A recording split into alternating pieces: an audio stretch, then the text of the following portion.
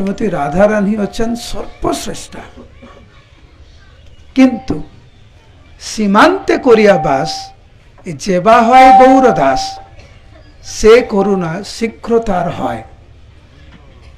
কিন্তু কেউ যদি এই সীমান্ত দ্বীপে থাকে, আমরা এখন কোথায় আছি? সীমান্ত দ্বীপে থেকে মহাপ্রভুকে আরাধনা করে সে খুব তাড়াতাড়ি শ্রীমতী রাধারানীর কৃপা পাবে। এইটি হচ্ছে সীমান্ত দ্বীপের মহিমা। কেউ যদি শ্রীমতী রাধারানীর কৃপা চায়, সীমান্ত থেকে, সীমান্তিনী ধামে থেকে মহাপ্রভুকে আরাধনা করতে। সেই জন্য হে ভক্তগণ, অন্য সমস্ত সাধন ভজন পরিত্যাগ করো,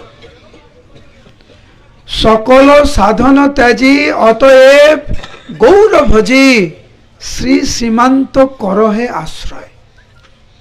কেন?